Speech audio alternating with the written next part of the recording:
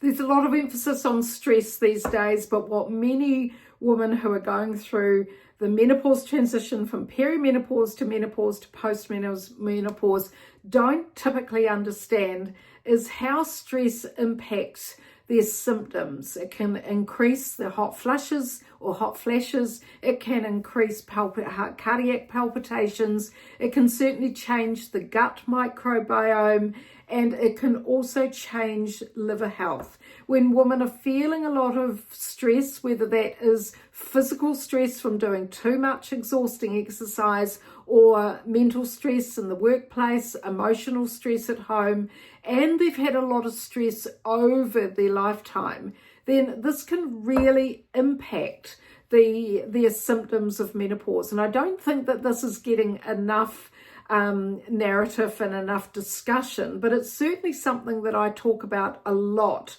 in my menopause transformation programs and on my practitioner training programs as well. I'm Dr. Wendy Sweet from My Menopause Transformation, and if you come on any of my programs, you will learn how to really consider stress within the context of your liver health and also the management of cholesterol. When women are feeling stressed, their body goes into fight or flight mode.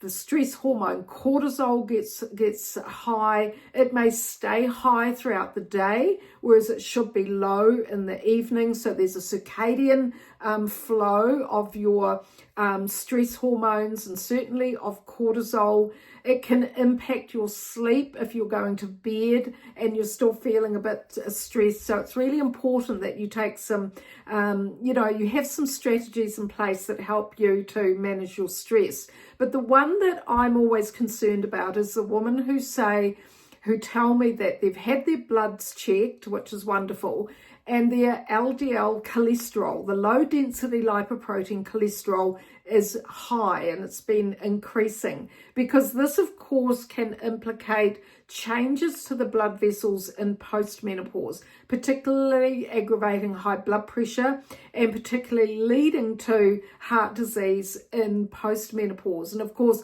heart disease remains the #1 health risk for women in postmenopause throughout the Western world. And I don't think stress is getting enough discussion when it comes to menopause. We know that menopause is an inflammatory event, but when women have got additional stress in their life, as I say, whether that's physical stress or whether it's emotional and mental stress from having a lot on their plates, then this can impact the turnover of cholesterol in the liver.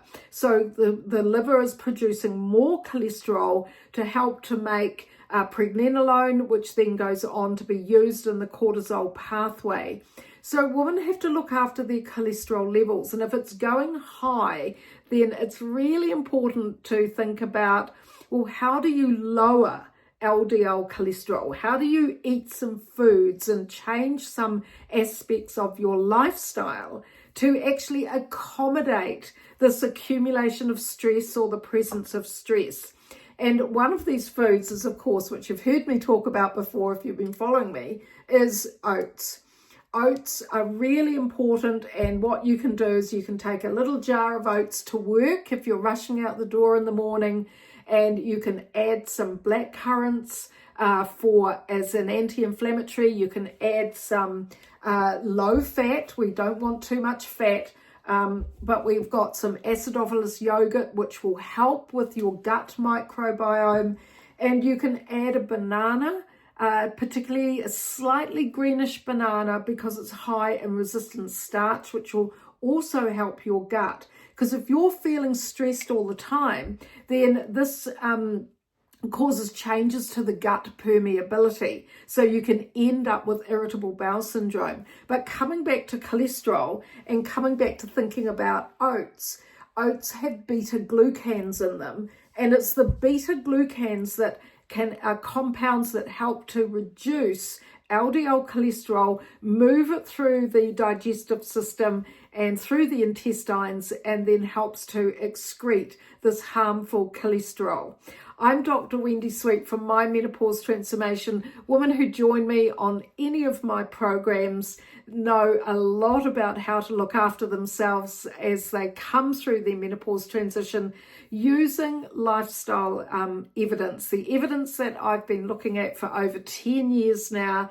And I don't mind if women are on HRT or supplements, but what I do want them to understand is also the evidence behind their nutrition, the evidence how to restore the HPA thyroid axis, which gets out of balance. This axis is really important in menopause as the reproductive hormones are changing and the body is aging. The tissues and organs are aging. Then this axis gets out of balance.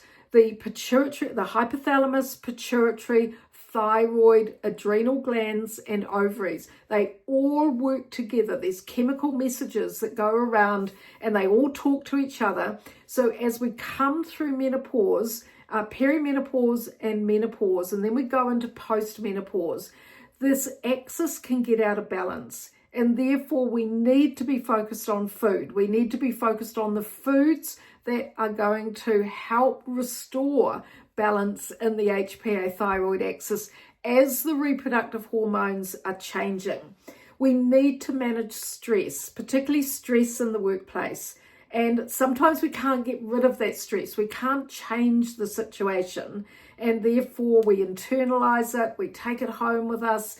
All of these factors, I've been there. I know what it feels like. You feel more anxiety. You feel like you're having palpitations. You can't sleep. Your brain is always going.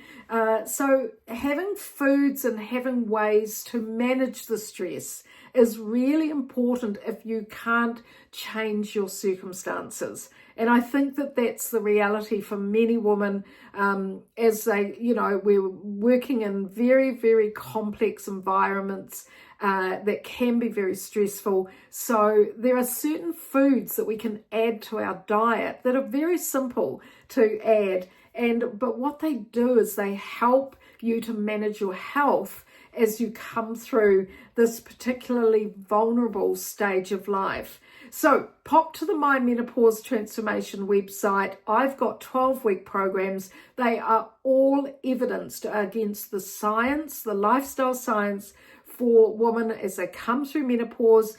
The lens that I look through is the lens of health, aging and longevity. Menopause, even though it might be the end of your reproductive years, it's the beginning of your aging. And I always call it the bookend to puberty. And therefore there's certain foods that are going to be helpful to us, helpful to our health, helpful to our energy, and easy to put into place, to certainly take to work. So pop to the My Menopause Transformation website. You can read about me. I'm Dr. Wendy Sweet. My PhD was in women's health and aging, but most importantly, I've been working with women like you for over 10 years now. Over 20,000 women have come through the program. I've got practitioner training now for lifestyle science for the menopause transition. So pop to the website, have a look around, do my masterclass, do the symptoms quiz, and hopefully I'll see you inside the member area and that's where you'll find me to talk to.